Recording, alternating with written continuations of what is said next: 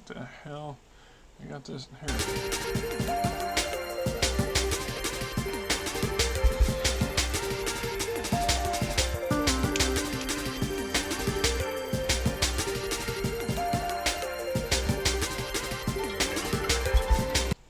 What's going on, my friends? I'm Rick, and this is your seat at the table. And you know, if you're a fan of BattleTech for any length of time, that there's two real dynamics involved.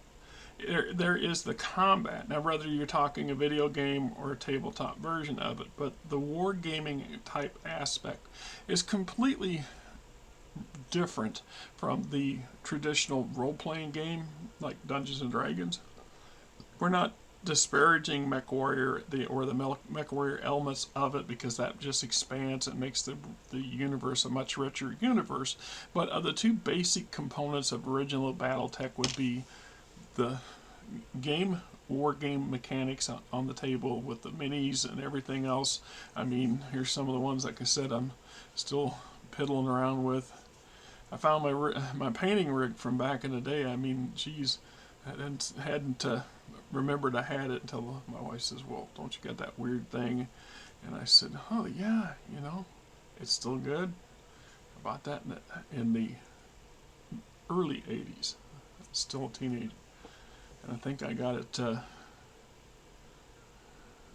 want to say I got it second hand, but I don't know that that's 100% right. So anyway, it's just like the stories. The other main component of BattleTech, which makes BattleTech what it is the lore, the stories. The stories that when we're not, you and I, sitting at a table and pushing our little minis around and blowing each other's stuff up, playing a war game, or army men, if you want to be, if you want to go back to your really kind of regress anyway, is that being able to read about other people's adventures and situations and things going on. This is why, for example, the politics within BattleTech, between all the great houses, within the great houses, will incite almost as much fervor amongst the players, the fan base, as the real world politics have a tendency to do, which I find it to be an awesome example.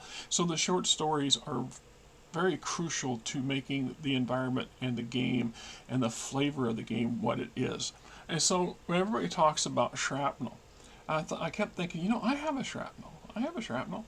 And then when I get a generous donation come from a couple folks, as a matter of fact, I just did an unboxing video of another person who sent me a CD that's full of battle technology. So I'm looking forward to. I haven't as of the moment. Let's just assume I haven't got into it and figured out what's going on. Anyway, there was a listing for Shrapnel #1, and I opened it up, and the cover art immediately is clan. It's like a clan mech, and I'm thinking, what? Okay, this does not look like the one I have. Then I thought, okay, you know what? Potentially, I have the original Shrapnel, or one of the very first mass-produced by FASA. And I don't remember FASA producing others, but I could be wrong, because some of my money situations doesn't always allow me to buy a lot of things at the time, and I might not have bought additional versions of this. Or they may not have been available at the local game store, because once again it was still in an era where we didn't have the luxury of going to Amazon or to a website that the publisher is putting out to order stuff directly.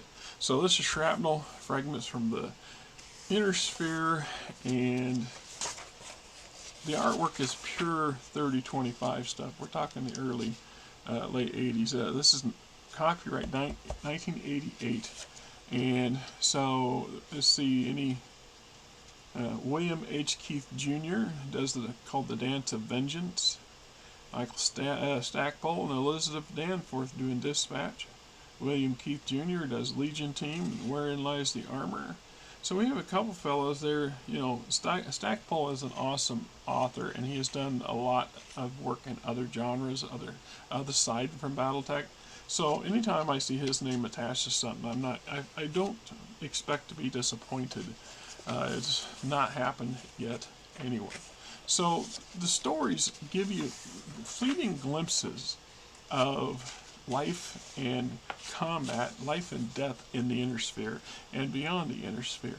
And some of the stories will be personal and on a very small sandbox. And others will be potential quips in what could be a inner sphere wide renaissance in something.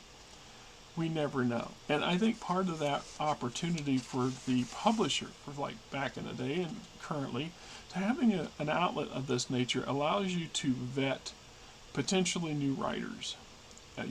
Writers need to have if they're going to write well in a subject, and is that they need to have a base understanding of what it is that they're writing in. So if you don't write a mystery novel and you decide you're going to write one, you have a much harder fight to see it accomplished.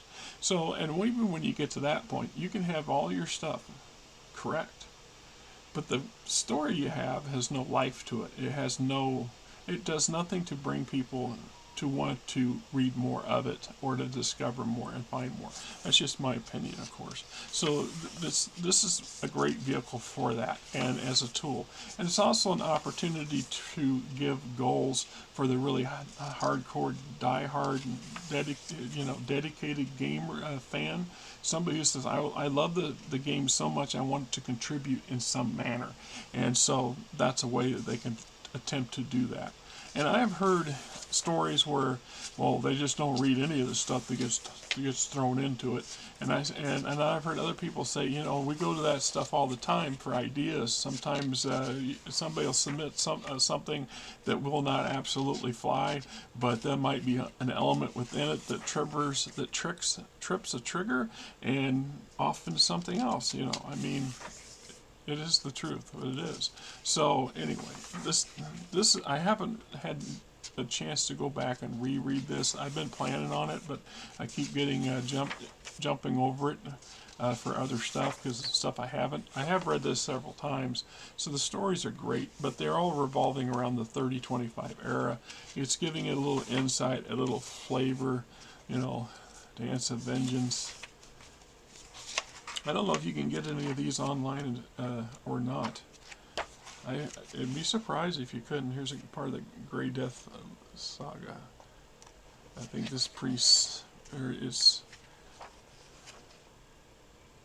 yeah. See, right off the top, it doesn't just give you in a window exactly where it's located, but that is what it is. Now, I've seen a couple of the newer Shrapnels, and they're actually this is just a story, a novel, a collection of short stories. And there's a term for the damn book, but never mind. So CGL's version of Shrapnel is more than that. There's going to be a lot of short stories, but I also see entries for combat scenarios. So it's a multi applicant for numerous things, and when I get to reviewing those, I will probably give a much better coherent babble on my opinion on that. But anyway, this is 1988 Shrapnel Fragments from the Inner Sphere. There you go.